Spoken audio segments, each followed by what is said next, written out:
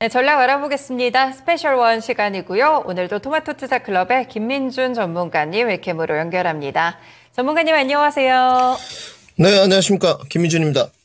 네, 이제는 실적도 봐야 될 것 같고 섹터별로도 희비가 좀 엇갈리고요. 시장에 대한 한 줄 평 어떻게 보실까요, 전문가님? 네, 오늘 상당히 중요합니다. 연준의 코멘트를 믿지 마라. 조종세는 지속이다. 이렇게 적었습니다. 네, 그렇군요. 연준의 코멘트를 믿지 마라. 어떤 의미가 내포되어 있을지 오늘에 대한 자세한 전략 함께 들어보겠습니다.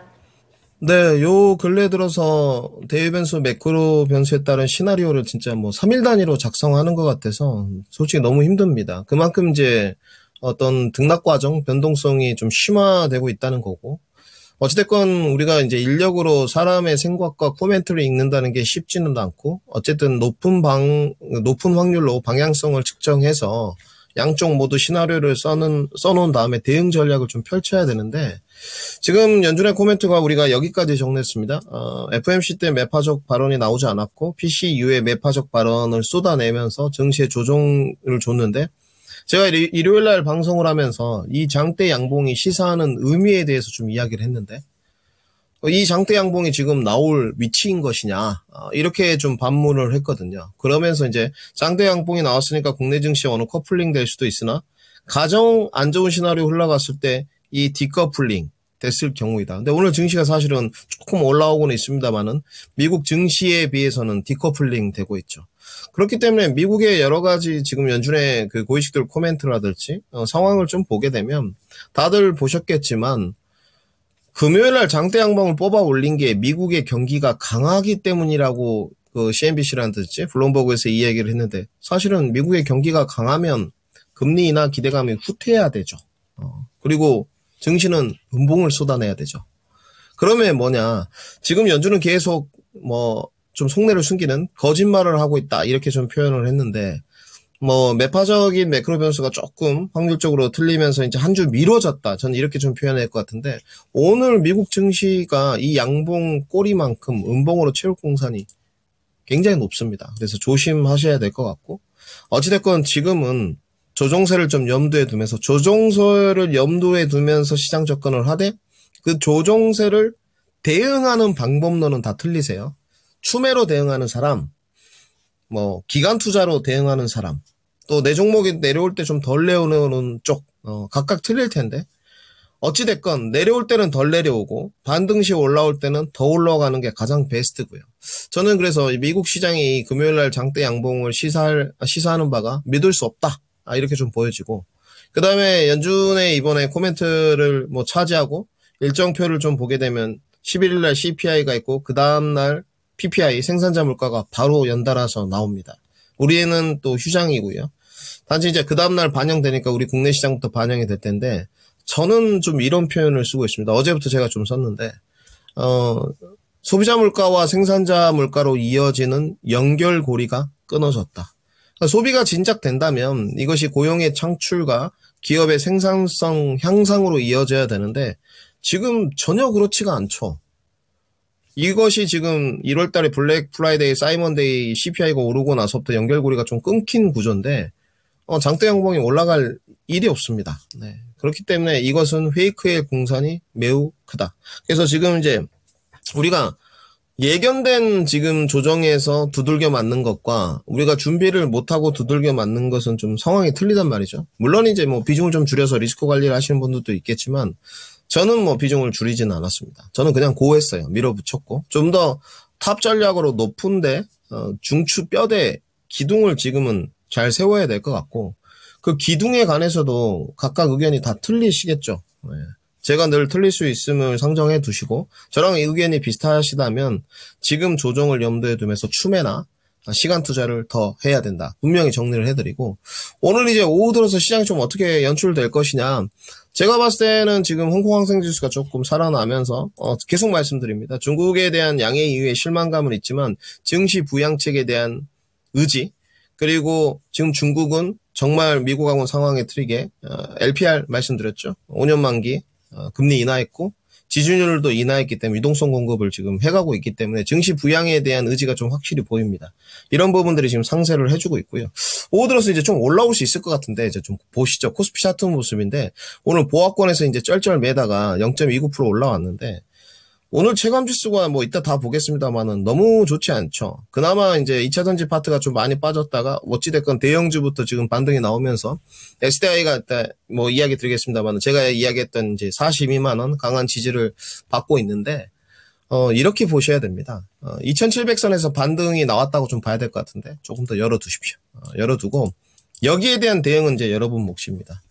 시간 투자하실 분, 추가 매수 하실 분, 또 추가 매수를 또 어디로 할 거냐, 반도체 파트로 할 거냐, 2차 전지 파트로 할 거냐, 제약바이오로 할 거냐. 여기에 따라서 또 수익률 게임도 엇갈리겠죠. 지금 이벤트는 다 있어요.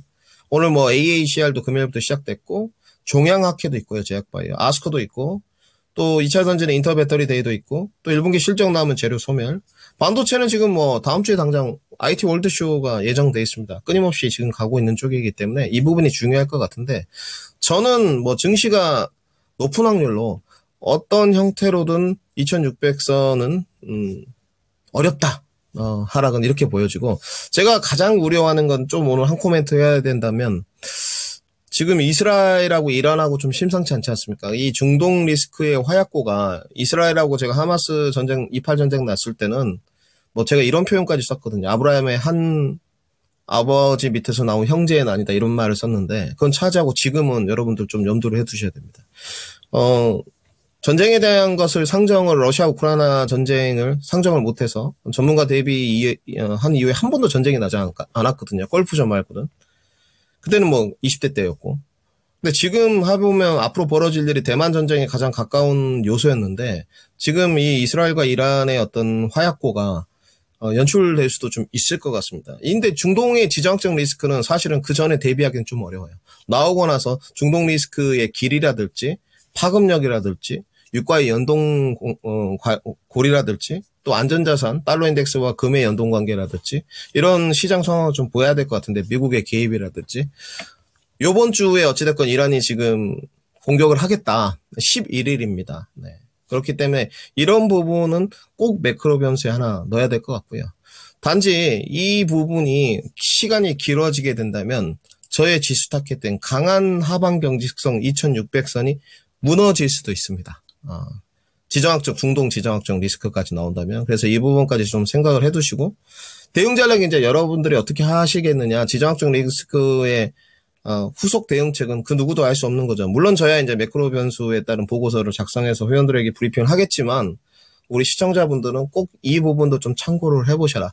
뭐 11일 날 스무스하게 별일 없이 이제 주말까지 넘어가면 뭐 더 이상 불거지진 않겠다. 뭐 미국 눈치를 본다. 뭐 이런 쪽으로 흘러가겠지만 꼭 여기까지 대외 변수를 좀 참고를 해두시고 추가 매수를 만약에 하신다면 지수가 하락했을 때 저는 단언컨대 우선 지금의 구간은요. 반도체를 1순위로 드리도록 하고요. 그 다음에 2순위는 제약바이오. 장기 투자 관점에서 지금 2차 전지는 추가 매수 타이밍이 나온다까지 정리해드리겠습니다. 네, 지금은 조정 구간이다라고 말씀을 주셨네요. 뉴욕 증시 상승이 기대기보다는 지금은 대응 전략에 집중을 해야 되는 시기 같은데요. 하방 경직성이 그래도 2600선까지 그러니까 추세 하락은 아니다라는 말씀을 주시면서도 지정학적 리스크는 변수 요소기 때문에 이 부분은 꼭 눈여겨서 체크를 해보셔야겠습니다. 시장에 대해서 해석 들어봤고요. 그러면 어떤 섹터에 대해서 접근 전략 펼쳐야 될지 오늘의 세 가지 섹터 어디서 보실까요, 전문가님? 네, 오늘은 반도체 그리고 자율주행 2차 전지 준비했습니다. 네, 반도체와 자율주행 그리고 2차 전지까지 전력 연결해 보겠습니다. 조금 전에 1순위로 주는 쪽이 반도체다라고 말씀 주셨는데 반도체 한 줄평 어떻게 볼까요? 네, 섹터 안 모멘텀 그리고 소외주 부각 플레이 이렇게 적었습니다. 네, 종목, 안 오른 종목까지 잘 구석구석 저희가 전략을 짜보겠습니다. 오늘 반도체 종목들 대부분 좀 조정을 받는데 유리기판은 여전히 좀 살아있더라고요. 반도체 섹터에 대한 전략 알려주세요.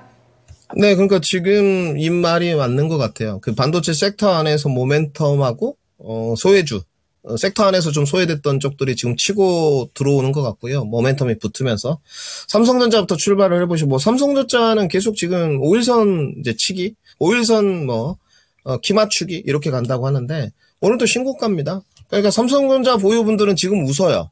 계속 말씀드렸듯이 이제 삼성전자 향 쪽으로 공략을 하셔라 언급을 드렸기 때문에 뭐 보유자 영역이긴 하고 이제 삼성전자 하고 싶으신 분들은 하이닉스처럼 좀 눌러봐라 뭐 이렇게 지금 기다리고 있는 국면인데 하이닉스는 제가 말씀드렸죠. 가격 레인지 보니까 좀 애매합니다. 뭐 차라리 그냥 확 17만 원 언저리까지 내려와 버리면 뭐 16만 원 5천 원 너무 좋고요. 근데 뭐 아직 그럴 기미는 좀 안 보이고 좀 애매하죠. 대롱대롱 매달려 있는 쪽. 그래서 삼성전자가 좀 나은 것 같은데 눌러줘도 지난번에도 말씀드렸습니다. 8만 원 밑으로 좀 말려 들어오기 어렵지 않겠느냐. 지금도 이렇게 좀 생각을 하는데 어찌됐건 주도주가 이렇게 가면서 지금 주도 국면이 형성되었던 게 여러분들 아시다시피 뭐 HBM 그리고 HBM의 뭐 부생 요소 제가 만든 요소입니다. 이제 부차적인 요소다 이런 뜻이고요. 그 다음에 뭐 CXL 뭐 그 전에 좀 온디바이스 AI가 있었고요. 그죠? 그리고 이제 여기서 갑자기 넘어갑니다. 뭐 HBM에서 부생 요소에서 뭐 세 정도 좀 나오고 그죠? PR 스트릿 장비 뭐 PSK도 좀 가고 그러면서 갑자기 이제 정통 D램과 뭐 DSP도 좀 앞에 있었고요. DSP IP가 좀 있었고 정통 D램하고 낸드가 이제 갑자기 전방 산업이 좀 빠르게 좋아진다면서 이제 들어왔고 계속 이제 돌아가고 있습니다. 지금 이쪽에 특히 이제 부품 종목들 플라즈마 환경이 워낙 혹독하니까 그리고 우리나라가 뭐 여러분들 아시겠지만 뭐 장비나 부품에서는 좀 밀립니다만은 어찌됐건 D램의 그 스택 적층 공정 과정이라고 하는데 80년도에 바뀌었는데 그 스택 공정 과정과 또 낸드에 단 쌓는 것은 삼성전자와 하이닉스가 1인자니까요. 뭐 이쪽에 계속 오고 있는 상황이었어요. 딱 여기까지. 뭐 시간이 없으니까. 그러면서 지금 틈바구니에 갑자기 이제 유리기판. 그리고 여러분들 아시는 뭐 TSMC 지진 오늘 조금 쉽니다만은. 그리고 하나 더. 요즘에 좀 놀랐다가 올라오는 쪽 액심 냉각 추천도 드려봤던 요렇게 3파전인 것 같아요. 근데 요게 지금 주도력이 있었던 쪽은 아니죠. 패키징은 분명히 말씀드리지만 아직 순서가 아닙니다. 그래서 오늘 하나마이크론 이런 거 두산 테스나 다 빠진데 아직 순서는 아니고 유리기판도 보시게 되면 사실은 오히려 패키징 쪽은 실적 기반되는 종목들이 좀 있죠. 하나마이크론이나 두산 테스나 뭐 이런 건 실적 기반이긴 한데 유리기판 쪽은 사실은 실적이 조금 물음표죠. 네. 모멘텀이라는 거죠. 모멘텀. 그래서 이런 부분은 어찌됐건 소외주로 사이드로 돌고 있지만 확실히 모멘텀 플레이다 보니까 비이성적인 시세가 나요. 뭐 저는 필옵틱스 분명히 말씀드렸지만 유리기판 보고 한 게 아니고 2차전지 장비 봤는데 운치기삼으로 좀 도와준 거고 계속 공부하고 노력하고 조력자가 있으니까 이런 것도 도와주는 거죠. 네. 그러면 지금 상황에서는 내가 모멘텀이나 기술적인 구간이 잘 만들어져 있고 완성도가 높으신 분들은 패키징이 저는 좀 새치기를 했다고 보여지는데 뭐 하셔도 무방한 것 같고요. 왜? 결국은 이쪽도 올 거니까 조정이 나오더라도 놀림목 때 단지 반등이 안 나오더라도 좀 더 긴 확률로 가게 되면 다시 한번 뭐 HBM 패키징에 대한 모멘텀 시간 단위 소요되는 돈 뭐 두산 테스나 이런 것들은 스무스하게 올라갈 수 있거든요. 단지 이제 조심해야 될 부분은 유리기판 오늘 필옵틱스라든지 JNTC 뭐 이런 것들 가는데 유리기판 쪽에서 워낙 과열이니까 이제 후발주자 막 찾으면서 모멘텀 붙어가지고 저도 좀 얻어 걸렸죠. 이제 KNJ 오늘 뭐 시세 분출 26,450원까지 하고 차익실험 확 나와버리던데 다른 데도 마찬가지예요. 그래서 조심하셔야 될 것 같고요. 이 이제 유리기판에 관해서 오늘 CNG 하이테크 제가 좀 보는 후발주자 이것도 지금 윗꼬리 달리고 이렇게 내려오잖아요. 그러니까 어느 종목이든 이렇게 될 수 있습니다. 지금 HBM, CXL, 정통 D램, 낸드 전방 산업의 개선이 좀 빠르게 된다. 그런데 유리기판 액침 냉각이 치고 들어왔는데 어쨌든 패키징이나 액침 냉각은 지금 발열 문제는 잡아야 되니까 계속 화두가 될 거예요. 그 패키징의 실적 기반이 되고. 근데 유리기판은 그렇지 않단 말이죠. 네. 그래서 유리기판에 관해서 오늘 지금 보고서가 좀 나왔죠. 주요 반도체 업체가 도입 계획이 2026년과 27년 도입 계획 하겠다. 그러니까 반도체는 이게 좋습니다.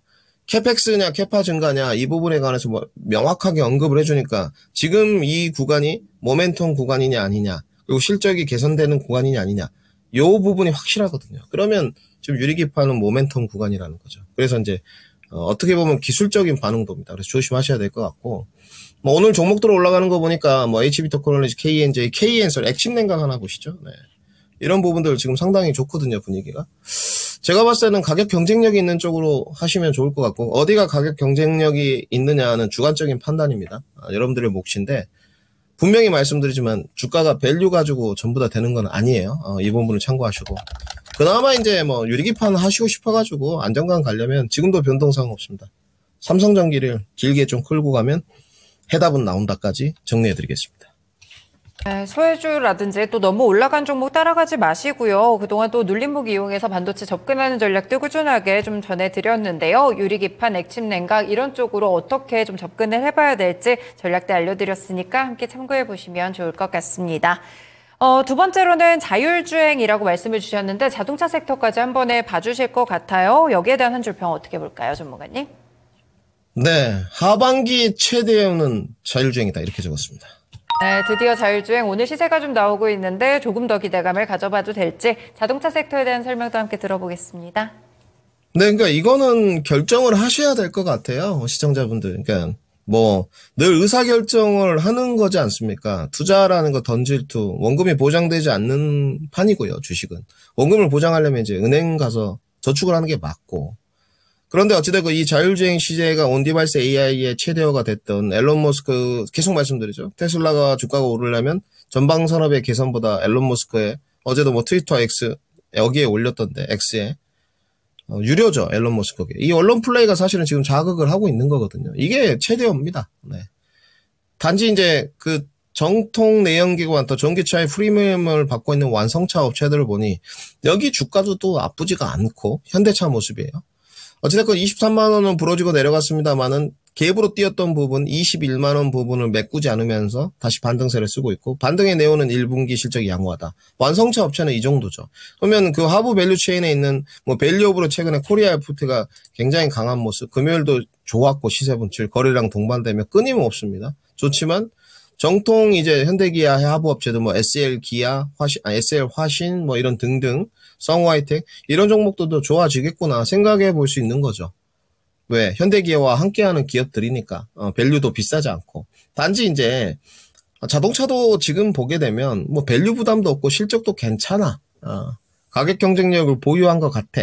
근데 주도력이 좀 떨어지고 강력한 모멘텀이 없단 말이죠. 2차전지 파트처럼. 근데 지금 보게 되면 앨런 머스크가 일으키는 전기차에 대한 그 자율주행은 하반기 강력한 모멘텀이 될 수 있을 뿐더러 반도체 파트를 보더라도 온디바이스 AI의 최대어가 되기 때문에 어떤 형태라든 아주 중요하다는 거죠. 근데 이 초입부가 지금 일어나고 있는데 지금 앨런 머스크의 내용을 보게 되면 뭐 8월에 이제 자율주행 택시 공개하겠다.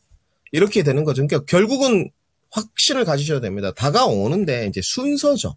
우리가 한낱 개미인데 순서를 정할 수는 없는데 종목은 오늘 반응했습니다. 이건 넥스트 친 모습이고 오늘 지금 4.25% 올라가는데 장중에 지금 뭐 7%까지 올라갔고 그 다음에 퓨런티어 음봉 윗꼬리가 달렸습니다만은 오늘 10%대 올라갔고 그 다음에 세코닉스 이걸로 뭐 저희 좀 재미 좀 봤죠. 여러분들 추천도 해봤고 뭐 기술적으로 추천했습니다만은 자율주행이 아직 오지 않았기 때문에 이것도 사실은 괜찮습니다. 네. 기술적으로는 사실은 완성도 높은 분들은 이런 거 관심을 좀 가져야죠. 네.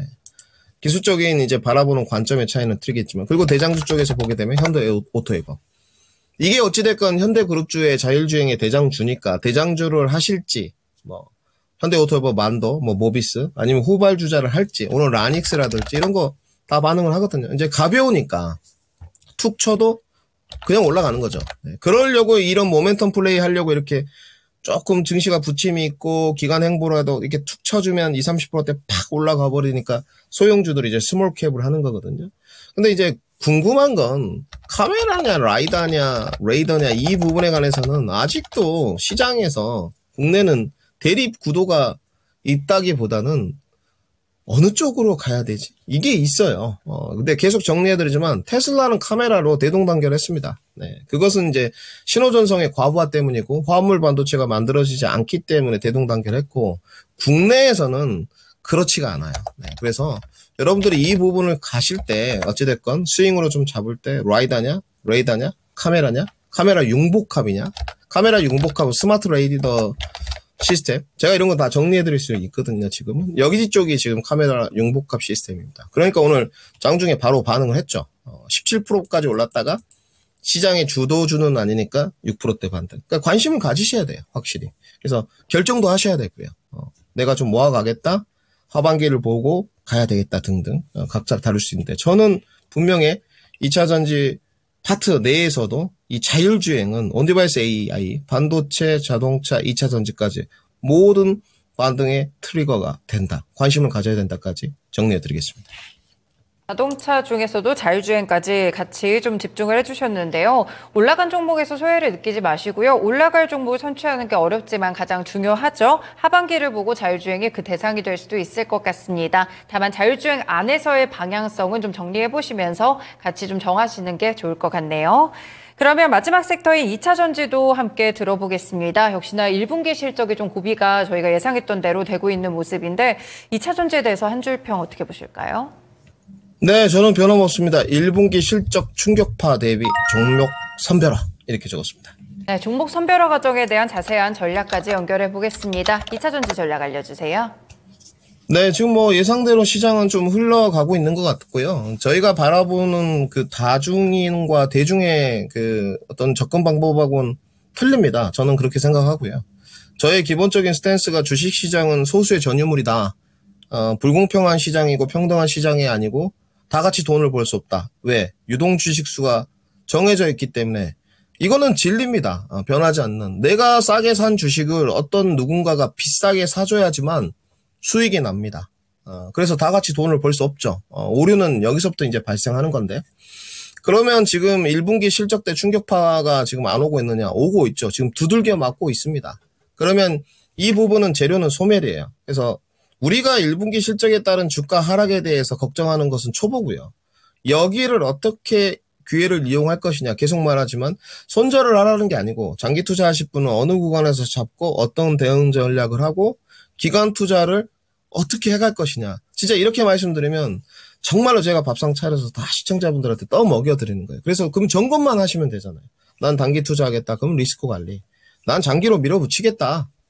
뚝심 잡고 누가 뭐라 해도 남 탓을 하거나 남을 비난할 이유도 없습니다. 내 갈 길 딱 가면 되는 거고요. 고수는 원래 그렇게 하죠.